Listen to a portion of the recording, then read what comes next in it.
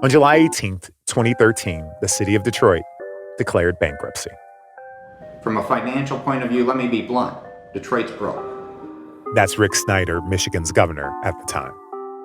Today, I authorize the emergency manager for the city of Detroit to seek federal bankruptcy protection. Detroit owed $18.5 billion. Detroit has paid its bills for decades by borrowing money while struggling to provide basic services. It was then, and still is today, the biggest city in America ever to declare bankruptcy. The city's population, close to 2 million in 1950, is now around 700,000, leaving whole neighborhoods practically deserted. The city had lost its tax base to the suburbs, and the once vibrant core was abandoned. So too was the Bronco, that rugged truck that changed the way we thought about off-road vehicles. It had been out of the market since 1996, abandoned by Ford. Even the Bronco Underground, the secret society of employees that had been working for more than 15 years to bring it back, were running out of gas. There's a lot of frustration. There's a lot of, some false starts out there, but I think in general, it's just, not much is officially going on. That's Mark Gruber, the heart and soul of the Underground. End of the day, you don't have the pen. You don't really have the ability to do much. You're just more or less, is there people we can influence that decisions are made at the highest level? And you're just trying to figure out if there's anything you can do to help. Is there anything you can do to, again, if you get the call someday, to make it we can do this. And just when he thought things couldn't get any worse, he discovered that Ford was on the brink of making a $200 million mistake. One that, if it wasn't caught in time, would forever put an end to the idea of bringing back Bronco. Welcome to Bring Back Bronco, the untold story. I'm Sonari Glinton, and I'm asking the question, if you love something enough, can you bring it back to life? The Underground has taken 3 big swings at reviving the Bronco. Maury Callum's U260, the red model in 2002, it was killed because Ford thought they had too many SUVs in their lineup. The 2004 concept car, that one was never built because, despite being gorgeous, and it was, it couldn't be built on any existing platforms.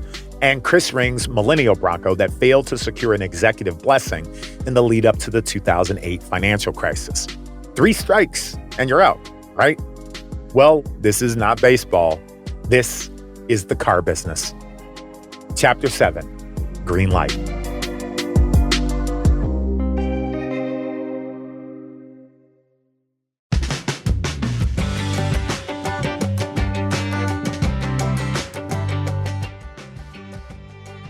In 2013, the Bronco's fortunes got a boost. America had fallen head over heels in love with the SUV. But it's not like they just swiped right and met for drinks. No, this love affair had been simmering for a long time. It started decades ago, out in the country. Yeah, I grew up on a farm in northern New York State. That is my dear friend, Michelle Krebs. We had trucks, we had tractors, but we also had a Jeep. After decades as a car journalist, Michelle is now one of Detroit's leading auto analysts. I just remember it being very hard to drive because it had a really stiff clutch and difficult stick shift to shift. Now, I don't want to give away Michelle's age, but just let's say that she and those early vehicles have matured a lot since then.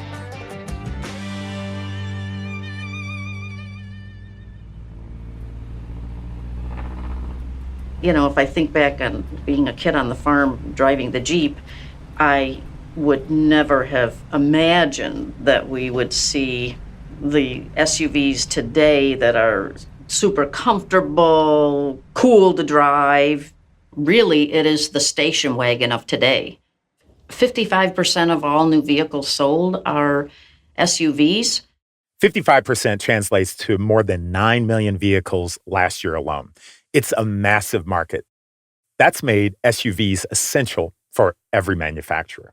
Anybody who wants to stay in business these days has had to beef up their sport utility line. Look at Volkswagen. Volkswagen had mostly cars. Well, now 67% of their new vehicles are SUVs because that is what the consumers are demanding. Remember when Porsche announced that it was going to do a sport utility vehicle and the purists went nuts? And, we wouldn't have 911s today if we didn't sell a whole bunch of Cayennes. I think it's questionable whether Porsche would exist today if it didn't introduce the sport utility vehicles. If you are not strong in sport utility vehicles, you're going to suffer if you depend only on cars. That reality kept the door open for the underground. Ford executives were searching high and low for vehicles that would feed this growing demand. So this was their chance to bring back one of the most beloved SUVs in company history. Now about that $200 million mistake I mentioned earlier. To get there, you need to know something about brands, namely how much they're worth. Bronco, Mustang, or Corvette, those would be three examples right there. That's Carl Brauer, one of my favorite auto analysts.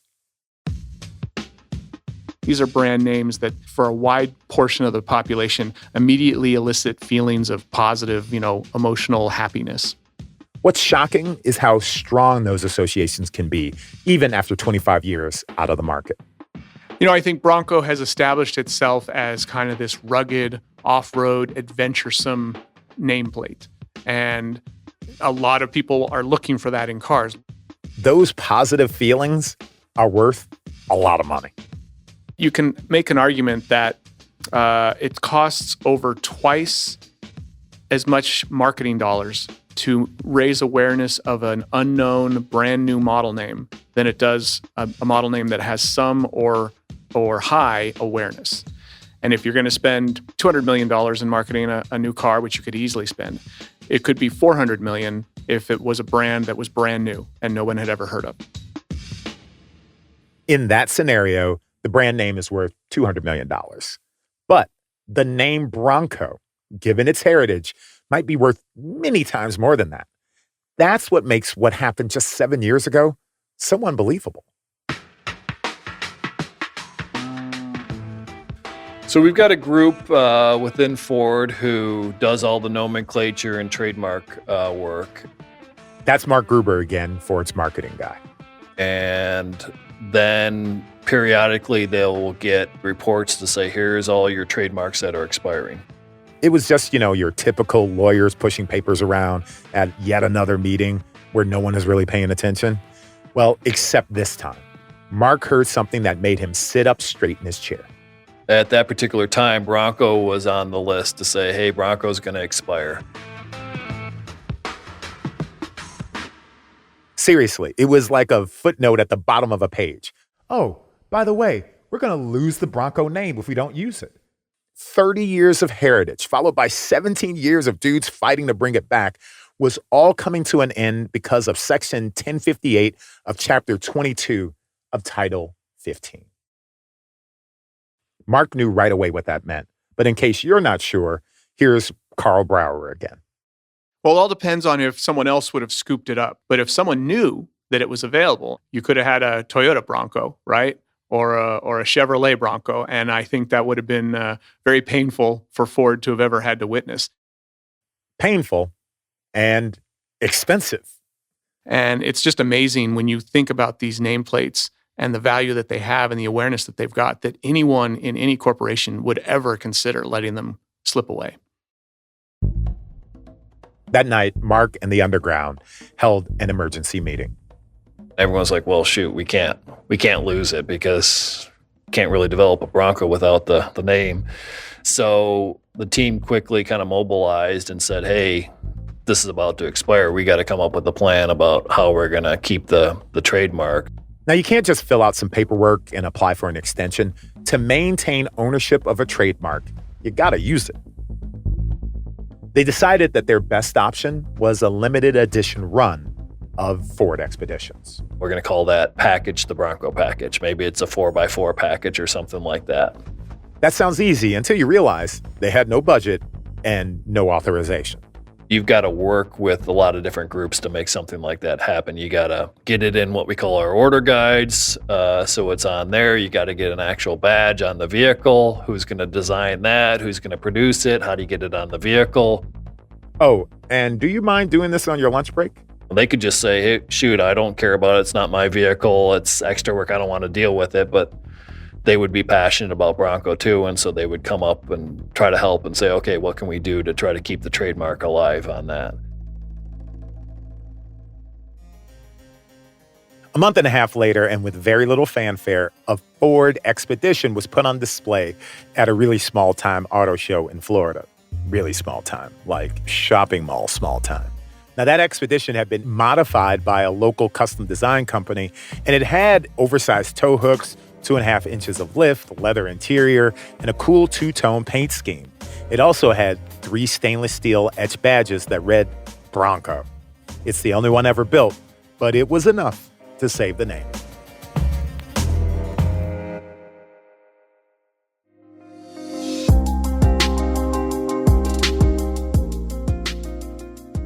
One of the biggest obstacles remaining for the Bronco Underground is a question of logistics. And in a multi-billion-dollar industry, logistics matter. They had to prove a new Bronco could be made at a reasonable cost. You see, a brand new vehicle with entirely new components is a very expensive proposition. In fact, making use of existing components was key to getting the first Bronco approved. Now, check this out from the Ford archives. I'm reading from an official Ford memo dated October 23rd, 1963. It's the founding document for the Bronco, the paper that launched the brand. Now, here's what it says about proposed production plan. The side panels, tailgate, end caps, floor pan, and wheelhouses of the F100 pickup box are being utilized with minor modifications. Other existing shelf components will be used in a similar manner whenever possible.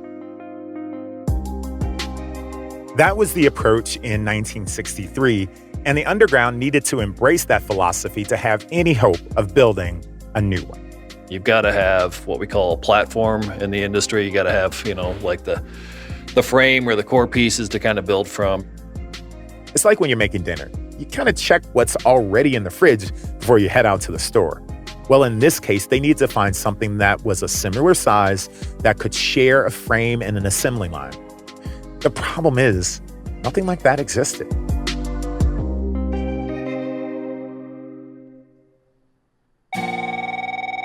Then, one day, Mark's phone rang. That was actually in March of 2015. Yeah, I remember the day where we had the guy who was in charge of the cycle plan, Eddie O. Eddie O was the guy who controlled the purse strings and all the plans for what was going in and out of the cycle plan. A few years ago, it was that same Ed Ostrowski who had grilled the Underground about their Millennial Bronco. So he was well aware of what they were up to. I remember the meeting. We had Eddie O, who came to myself and my boss and said, we're moving Focus out of the Michigan assembly plant. The Ford Focus is a compact car launched in the late 90s. But the company was moving away from passenger cars because of all those market changes Michelle Krebs mentioned earlier. Focus, was starting to decline and the overall sedan market's declining. So Ford was doubling down on trucks and SUVs. That assembly plant in Wayne, Michigan, the same factory that made the original Bronco back in the 60s, was being converted from cars back to trucks, specifically to build the Ford Ranger. These decisions take many years to go from the boardroom to the factory floor. It was 2015, and they were looking 5 years into the future, asking, what should we be building in 2020? We need 2 products to go in there. They're going to be based on this T6 platform, which is kind of what the rest of world Ranger was built on. One of them's Ranger. You guys figure out what the other product is, and I need a plan from you. By now, you know Mark well enough to know what his response was. And so my first question was, can we do anything on the second vehicle? And he said, yep, anything. I said, we can do a Bronco. And he said, if you guys think you can make a business case, you can do a Bronco. So can he make a business case? Well, Mark and the Underground had spent the last 15 years making a business case. We knew we could build a Bronco off of that because we had studied it already. We had papers on it, and we just had to put together the proposal to kind of get approved, to get everybody convinced that, hey, this was going to make sense. This could make money for us. So that's all we needed, was just that opportunity. Basically, it was Christmas, if you will. That was the day that, this can happen now. Yep, Christmas in March.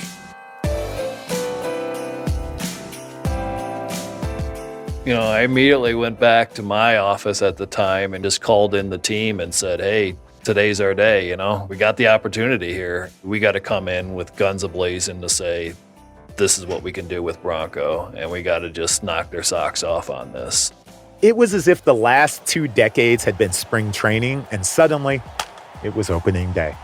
There's going to be a lot of people that don't want to do it. There's a lot of people that are going to say it's hard, or why don't we just do another e-utility or whatever it is, right? And what is it going to take to kind of get everybody convinced, like, this is what we need to do?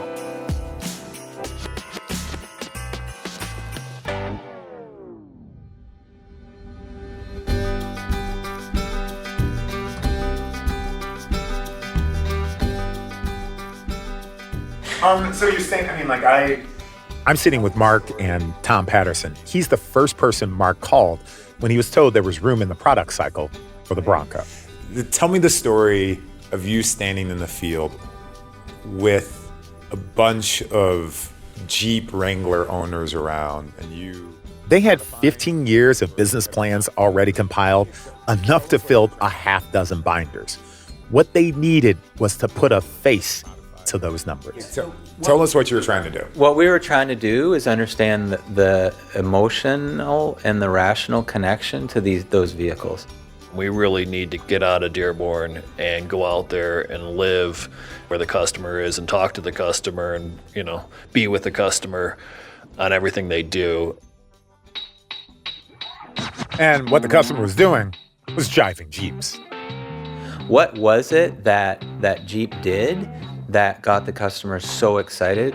One of the first things we did was we wanted to go buy a competitive vehicle. Went out and bought a couple Jeeps. So we bought a 2 and a 4-door. We started just, hey, we're going to go to different off-road events and kind of pose as customers. Tom is an Ohio native, so he had their first stop already picked out. This little old town, Columbiana, Ohio, I can't imagine it's more in a population of about 5,000. So what they do is they host this event every year, and I'm telling you, thousands of people come to a field and play with their vehicles all over these dirt trails and mud bogs and rocks and so forth. So we were like, okay, that's what you would call your classic target-rich environment. So let's go figure out what these people are all about. We drove down there. It was only like 4 hours, and we were like, this is the kind of person that would absolutely love the kind of vehicle that we conceptualized. There was no doubt that within that group of people, there was definitely some Bronco customers. They just didn't have anything to buy right now. There's only one choice in the marketplace. We went out and really, again, tried to immerse ourselves and educate ourselves. Tried to be humble to say, look, we're not the experts here. We've been out of this for a long time. Let's not pretend we've got all the answers. What they discovered was that a whole bunch of Jeep owners were asking themselves a very simple question. What do I do with the doors? It was very cool in the morning, and you're going to go out for several hours out on a trail. And, people were like, I want to take the doors off. And so people were either taking their doors off and freezing for the first few hours, or we would literally see some people taking the doors off at the trailhead and chaining it around a tree. You see, the doors of a Jeep Wrangler are removable, but the window frames come with them, so they're too big to fit in the back of the truck. The customers really didn't know any different. They were like, no, this is what you do. This is just how it works, and it's fine. And they just put up with it because that's all there was. So some of the folks from our engineering team kind of saw that and, said, boy, that's That's not an ideal customer experience there. We saw that tension between the experience that they wanted to kind of live versus all the trade-offs and inconveniences that they experienced. And it goes beyond the doors. When you took your doors off, they had no exterior mirror at that point. Our clever engineers came up with a much better solution on the new Bronco. Hey, we're going to make them aluminum so they're lighter weight. We're not going to have the frame around so they're easier to handle. We're going to store them on board so you can take them off if you want. And we're going to mount the mirror to the cowl of the vehicle so when you take off your door, you still got a mirror. So that's something that you just wouldn't learn unless you were kind of out there with the customer. That's just one of a dozen things they learned about how people use their 4x4s. But the most important thing they learned, and this is after years of studying the market, wasn't about the vehicle at all. And the funny thing was, we kind of show up to this event and we've got a dozen or so, virtually all, males, and it's kind of like, felt like it was standing out a little bit, because you got some couples and families there, and then all of a sudden you got a dozen or so males that are all driving together. It felt a little bit weird. Turns out getting stuck in the mud is a gender-neutral pursuit. A bunch of dudes off-roading together wasn't the norm. It was an exception. They weren't building a Bronco for bros. They needed to build one for families.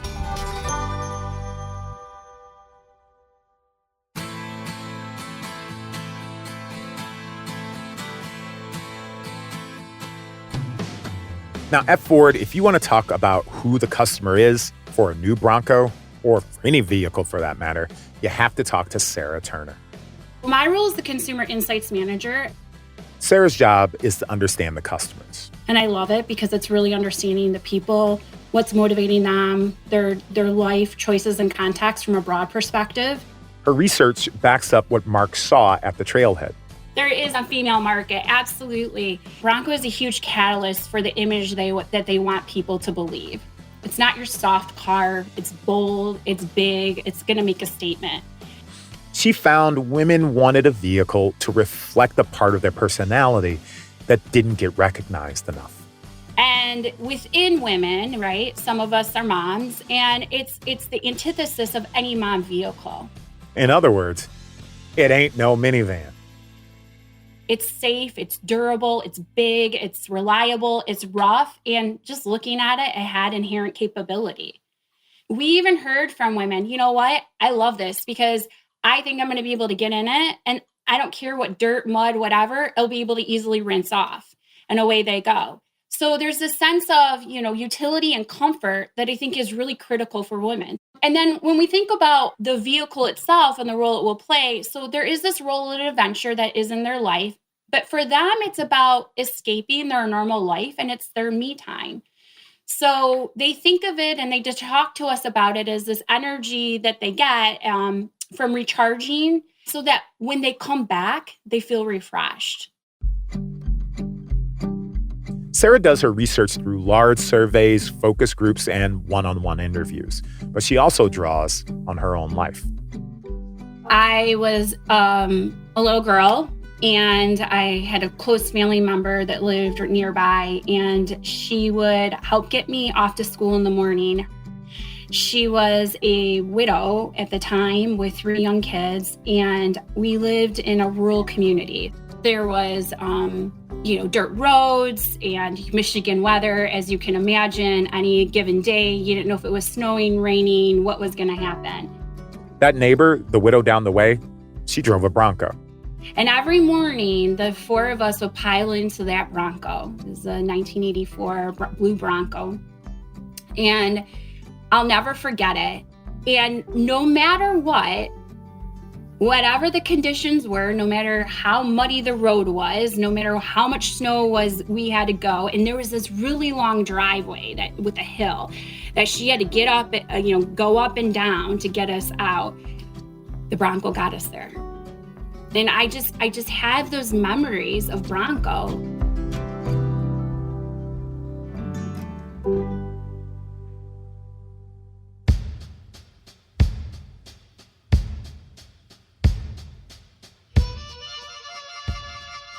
In 2015, Mark and the rest of the Underground presented all their research about the customers, about the business case, the production plan, and their passion for the brand.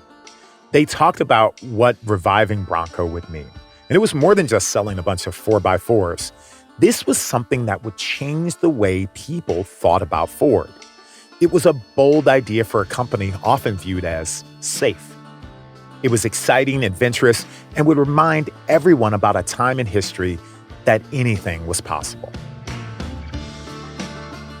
There was also a surge in optimism outside of Ford World headquarters, on the streets of Detroit. The city had shed a large chunk of its debt. The Red Wings and Pistons both had new downtown arenas in the works, and crime rates in the core were dropping. It was a new day for the city and for the Bronco Underground. Their plan got approved. Funds were allocated. They had money. The Bronco was added to the cycle plan. It was a real thing. Now, there were still thousands of details to be worked out, but without a doubt, Bronco was coming back. It's capable of conquering everything from your daily commute to gravel roads and boulders. And of course, it's a name you've known and loved for decades. In 2017, Ford shared the news publicly for the first time. Ladies and gentlemen, I'm pleased to finally announce that we're bringing back the Ford Bronco in 2020.